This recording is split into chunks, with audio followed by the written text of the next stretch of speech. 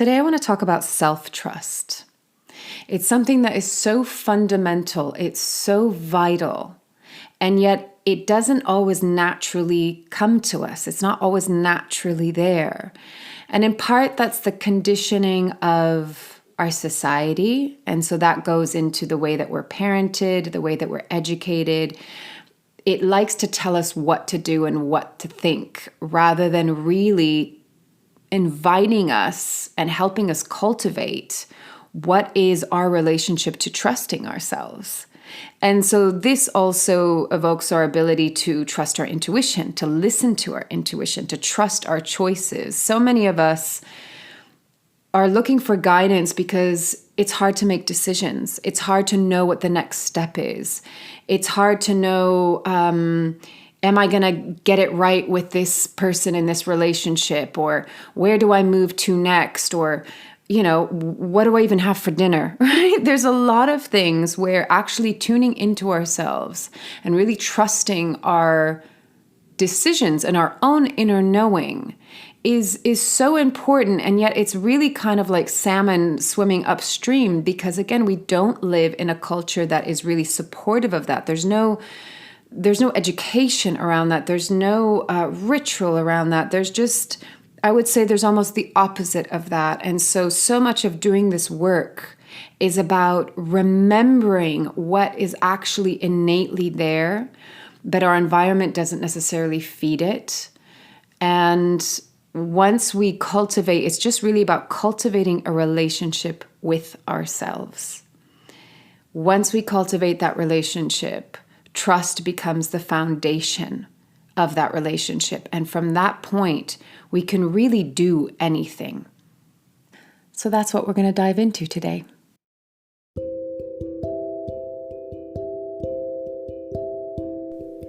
This is Corinne Bloom, and you're listening to Raw Conversations. So I want to start off by saying that self-trust is not something that we create overnight. If you recognize that when you're getting to know someone, let's say you're dating someone, really trusting that person is about building a rapport. It's about getting to know that person. It's about communication. It's about consistency. Is that person consistently showing up in the same way that's healthy, that's available, that's compassionate, that's kind? And through all of these things, and through time, really, it takes time, we begin to build trust. As you've heard me say before, if that's what we're wanting to create with someone else, why wouldn't we want to create that same dynamic within ourselves? Most of the time, we don't trust ourselves, or a part of us doesn't trust ourselves, because probably unconsciously, we're not aware that we're actually abandoning, rejecting, judging, criticizing parts of ourselves. And so how can we trust someone that is either neglecting us, ignoring us, or judging us, right? And there's no blame in this. It's not to say if you're doing that to yourself that you're a terrible person. If you're doing that to yourself, you're just a human. And the reason why we do this work and we go on this journey is to make the unconscious conscious. And once we make something conscious, we can really see it for what it is, with love, with compassion, and we can alchemize it. We can heal it through loving it. So trust is a process. It's a journey. And often when I'm working with someone's inner child, there's that first point of contact, of connection. And in that, there's relief. But sometimes I'll check in, to kind of see, how does this part of you feel? Does it trust you? And I might go, feels better, but still doesn't really fully trust, especially if that child, that inner child, or you as a child, had any kind of trauma or abandonment or rejection or whatever the challenge was in your childhood, because we all have had a version of our challenge. If that part of you didn't really get that trust, didn't really feel that trust for one reason or another, then it's hard to know something that you didn't receive. And so just as it might not have trusted its environment or the family, the parents, the caretakers, it's going to have to learn how to trust you as well. Now, I want to say on a side note, because I caught what I just said. How can we know what something is when we haven't experienced it? That comes up so frequently in sessions with people. I cannot tell you. And they say that especially when it comes to love, maybe when it comes to availability in love. What I answer in that case is you might not have had the physical experience of, let's say, trust or love or being accepted. But you have to know what something is if you know that it's missing. If you didn't know what it was, you wouldn't know it was missing. But there's a part of your being that innately knows. A baby knows. I can tell you that I have a memory of being like, I don't know, 2.5 years old. And I have so many memories of my father just kind of leaving me alone in a room. He left me in a sunbathing bed. He had one in his home. He left me in the car by myself. And I remember every single time being 2.5 years old thinking, isn't he meant to be the adult here? So I knew, a part of me knew this isn't correct behavior. Correct behavior would be presence. It would be consistency. It would be trustworthy. It would be loving. It would be compassionate. We innately know these things. And so that's why we know when it's missing. Now, we might not have had the physical experience of it in this lifetime, but a part of us knows. And so sometimes it can feel like a shot in the dark when you're wanting to manifest something into your life. You're wanting to experience something in your life, and yet you have no example. You have nothing to compare it to. And the mind really likes to compare. I'm going off on a bit of a tangent, but I will bring it back to trust. But, well, actually, here we go. I'm going to slide it right in. We need to trust in the unknown, and we need to trust in the unfamiliar, because if we only trust what we know, we'll tend to go into replicating what we know, even if it doesn't serve us, because it's familiar and therefore comfortable, and the illusion of safety is there. And so we have to stretch into the part of our brain and stretch into the part of our being that, you know, especially if you find yourself wanting to manifest a relationship and you haven't had a version of it where you go, okay, that's a good example of a relationship and it didn't work out. But, you know, I have many clients that have not had the example of a really healthy relationship. And so what they're looking for, they're like, God, does it even exist? I don't even know what it feels like. I don't even know what it looks like. So you have to kind of reach for the unknown, and you've got to reach for something that you have not yet experienced. And so you've got to be open to something completely new and completely different. Now, on a side note to that, I'm going to continue with the theme of manifesting. A lot of clients will say, well, that hasn't been my experience in the past, so how do I know it's going to be different in the future? It's going to be different in the future because you're different. You're going to make different choices. You're doing this work to make the unconscious conscious, and in the process of that, you will not repeat certain habits. You're reframing your limited beliefs. You're transforming and alchemizing your very identity, and you're actually coming back home to who you truly are. And so you will inevitably show up different in life. And by showing up different, having different behaviors, having a different belief system, you will see life very differently. You will see a different type of man or woman. Your boundaries around self-care and self-love will be, maybe they'll be there for the first time ever, right? And so the way you take care of yourself as you move through life will change. And so therefore that has a knockoff effect, right? Therefore, you won't attract certain people or situations, or because you know how to take care of yourself. So taking care of yourself is a really big part of how you cultivate trust. Trust is all about your relationship with yourself. Now, I'll go back to, if we live in a society that likes to tell us what to do, it's not really encouraging us to trust ourselves. And I remember seeing this in the playground with my daughter when she was little.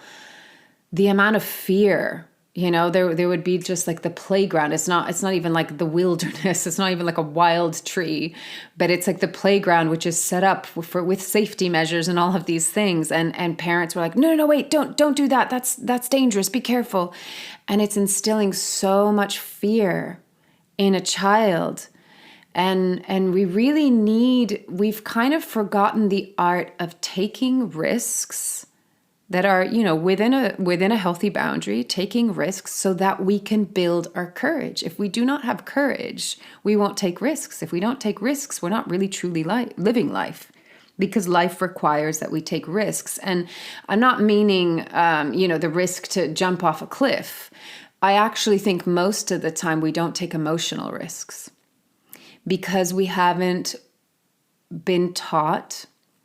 And unfortunately, many of us have probably not even been shown or exemplified what self-trust looks like.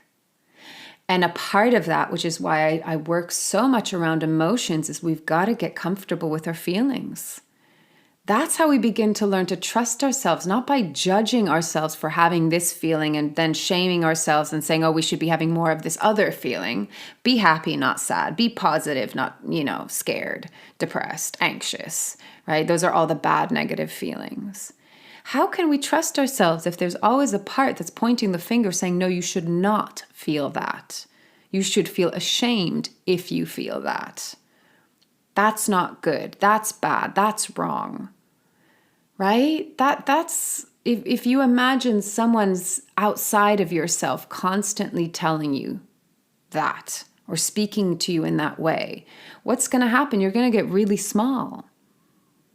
You're going to kind of hunch your shoulders and concave, and there's no sense of that feeling of you're good enough, you're worthy enough, you're significant enough, you're smart enough.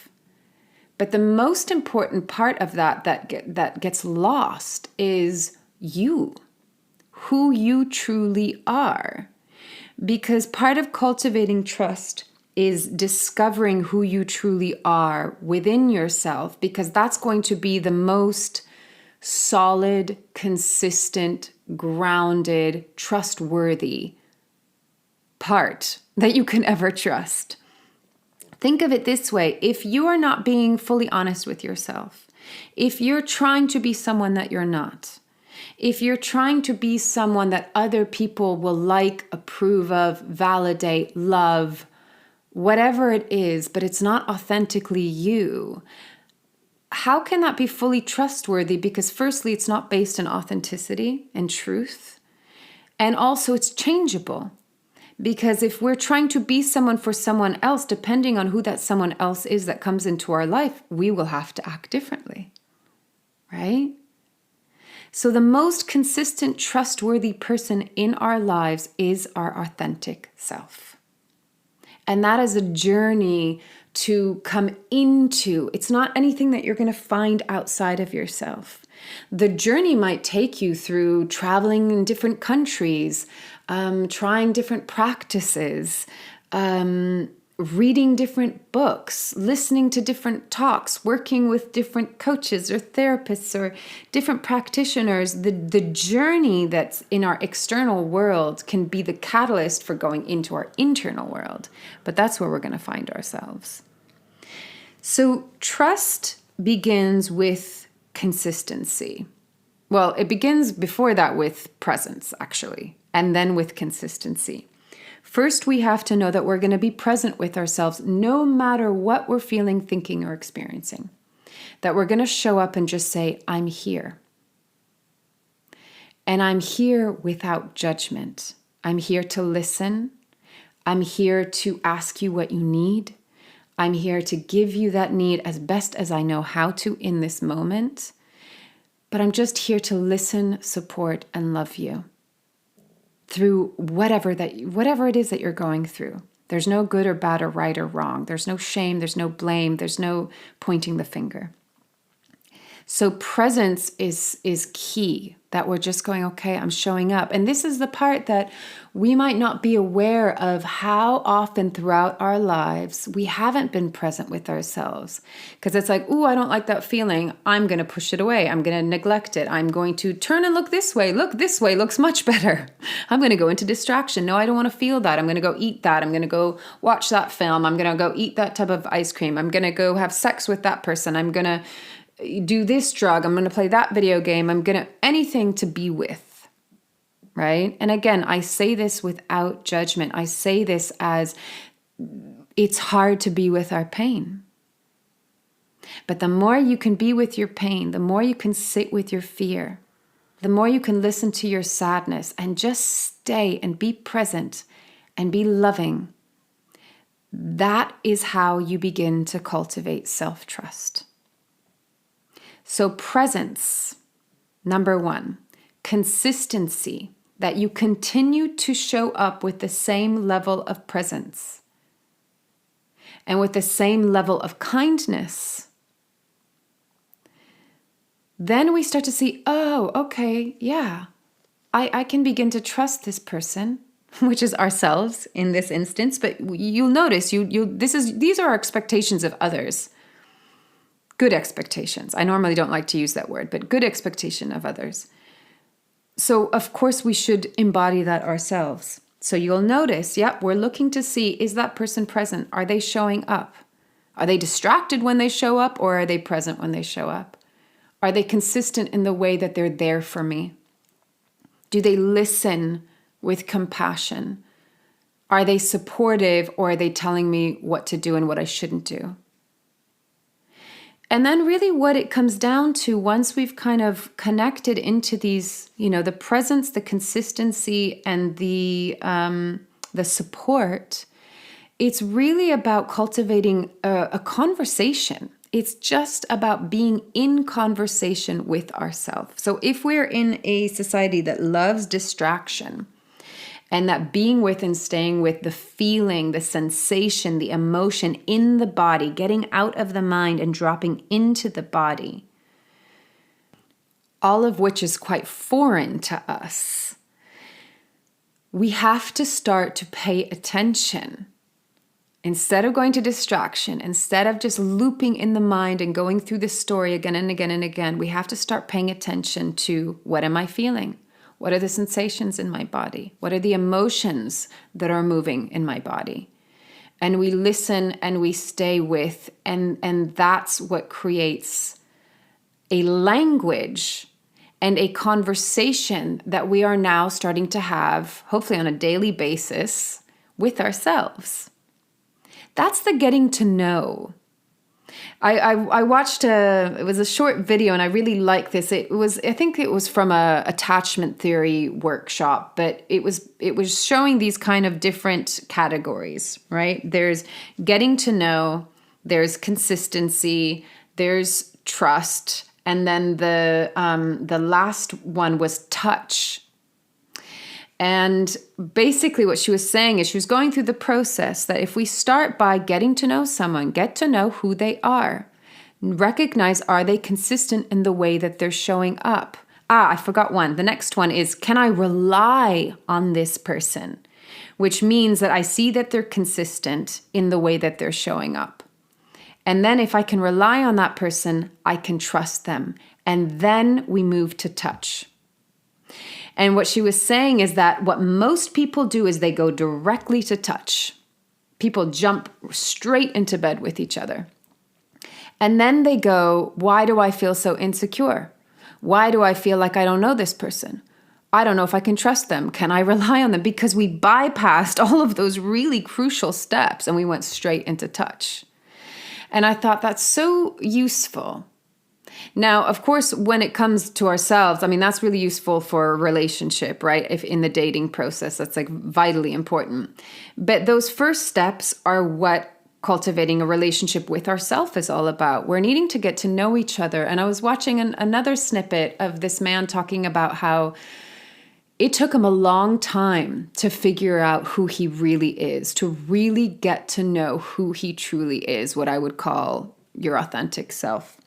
Because he said he had to go through all the layers of the way in which he lied to himself, all of the masks and facades, all the ways that he pretended, all the ways that he acted, all the ways that he even convinced himself of being someone else, and the behaviors that go through that go with that. There was just so much of a peeling back. It's like undressing, taking off the armor, taking off the costumes, taking off all the layers that are not who you truly are, because you thought that all those layers would make you the person that society would approve of, that your parents would love and approve of, that your boyfriend or girlfriend would love and approve of. When actually, we just really want to be who we truly are. And so going through those layers is a part of this process of getting to know, but who am I truly?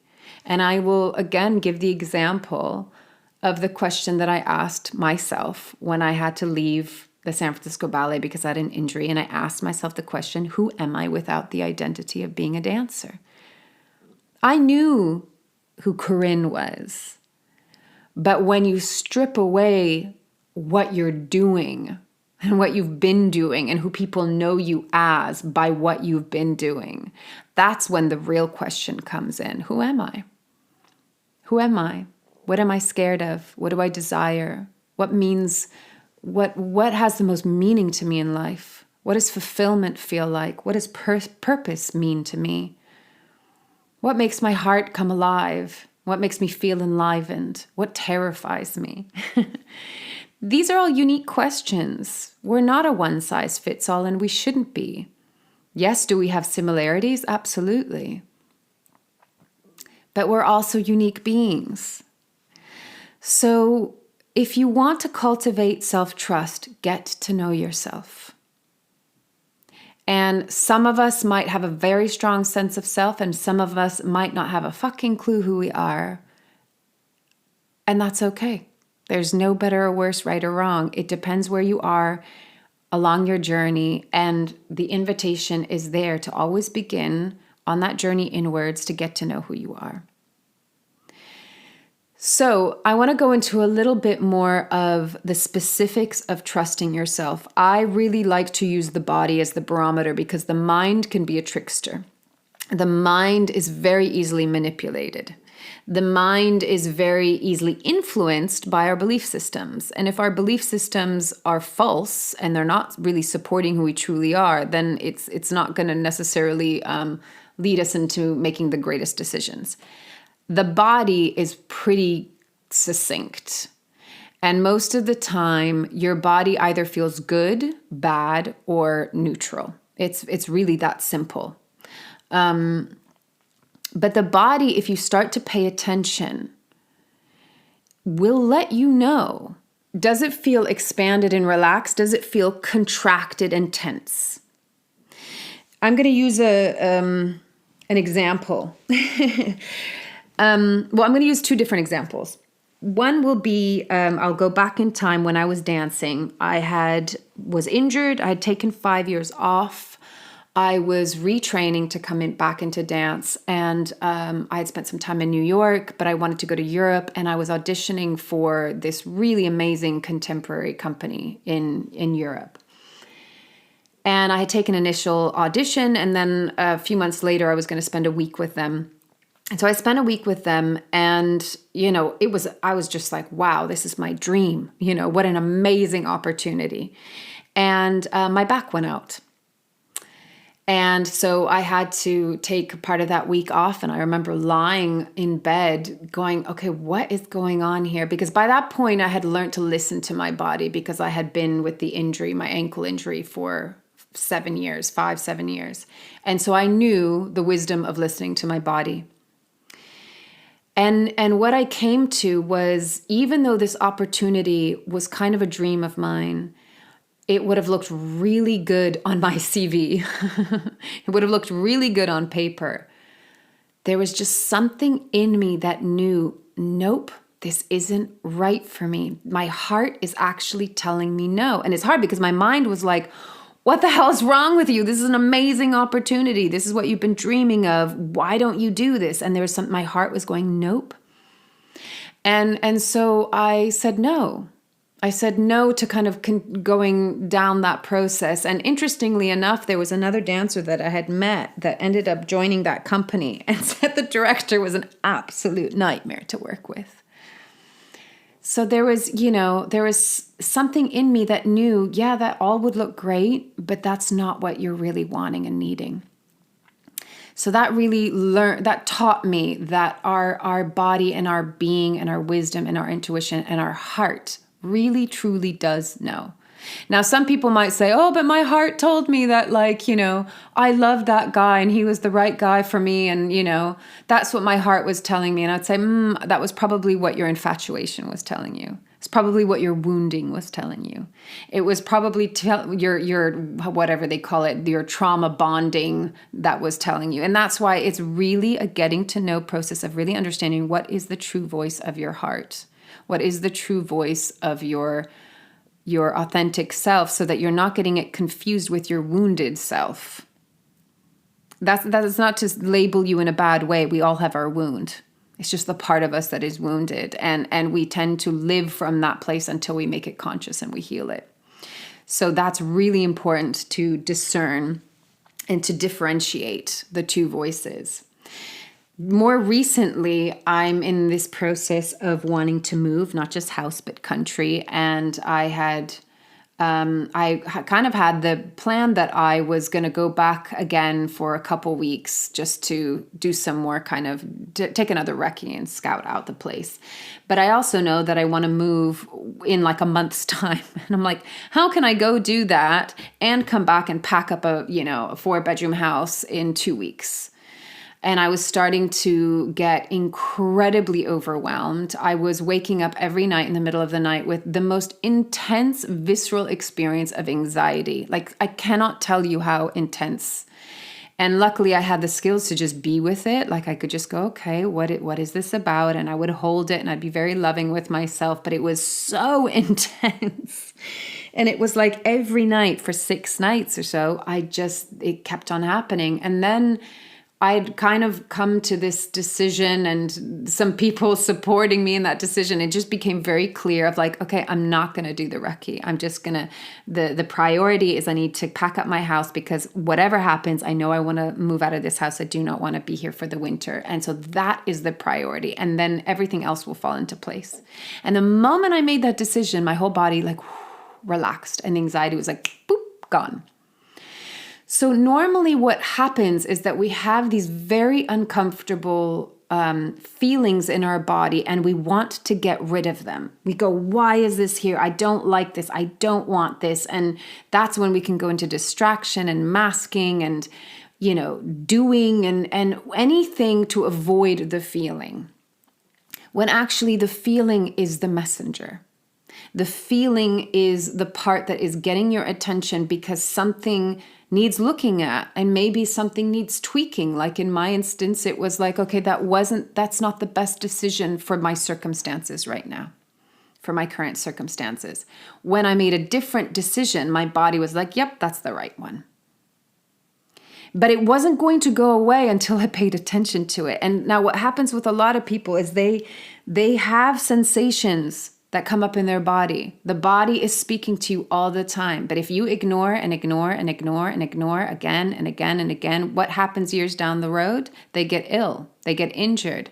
It's like, oh, you don't hear me? I'm going to turn up the volume. So our body is constantly communicating with us. We're just not listening or paying attention. And if we haven't cultivated a relationship with ourselves, it's like speaking in Chinese to us. We don't know, right? And so this is really why it's important to show up, be present, be consistent, listen, recognize if you can be reliable, right? And then you build the trust. And through that, you build the language that is the communication with yourself, with your body, with your inner child, with all the various parts of who you are.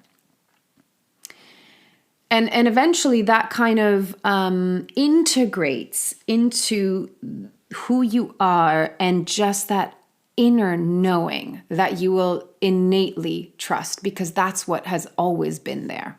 It's just coming back home to that.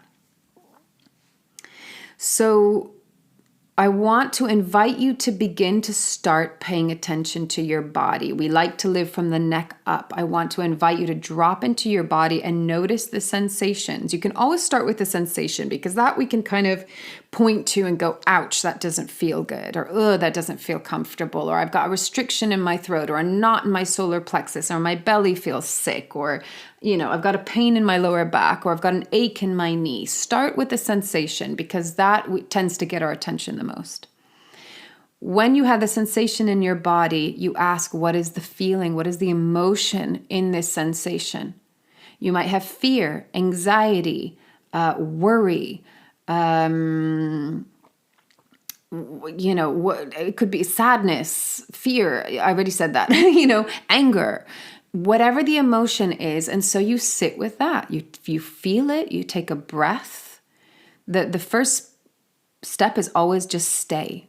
Whenever you notice it, stay. So stay with the sensation for a few breaths. Don't change it. We always are so quick to want to change it. Stay.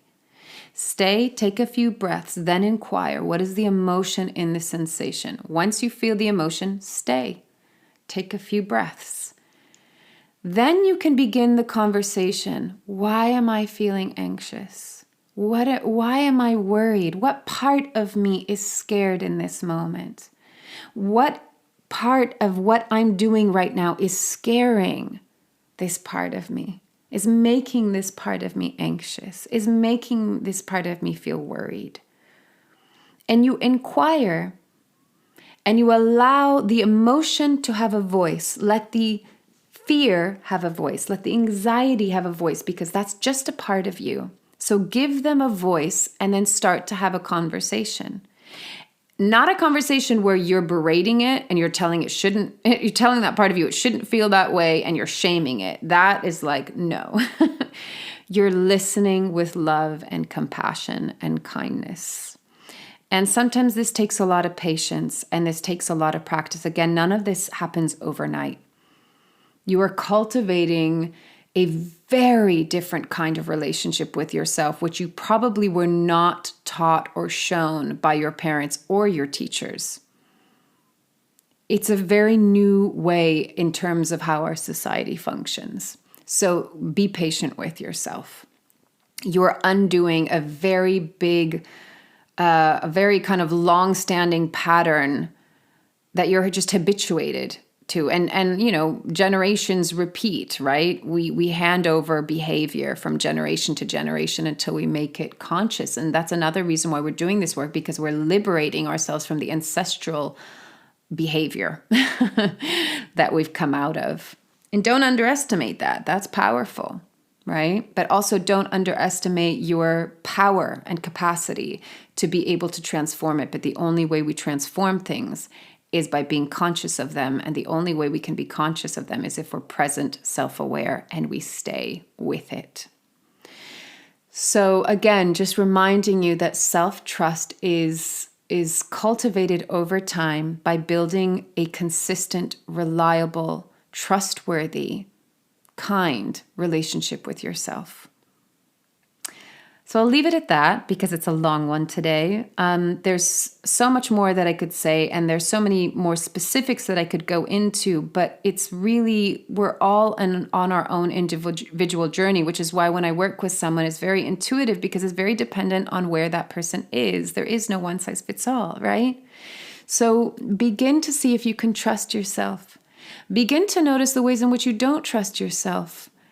What are the ways in which you're telling yourself that you're wrong or that you should or shouldn't? Where are you judging yourself?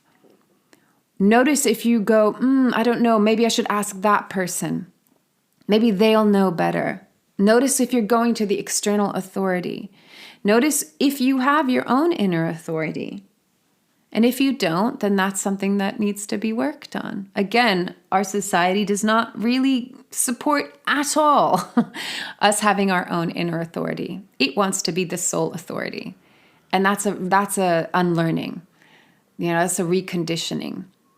come back. But the quickest way you can come back is come back to your body, come back to your feelings, pay attention, listen, and have a conversation. So as always, take it or leave it as feels right. If you want to explore it more, you know how to find me if you want to have one-on-one sessions and look into this stuff deeper.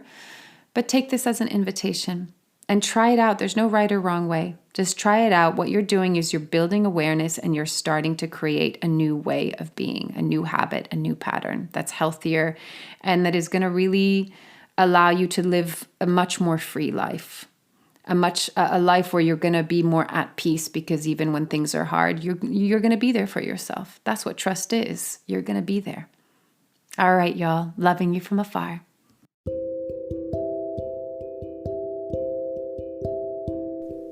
You've been listening to Raw Conversations with Corinne Bloom. Thanks so much for showing up, listening in, and being a part of the conversation with me.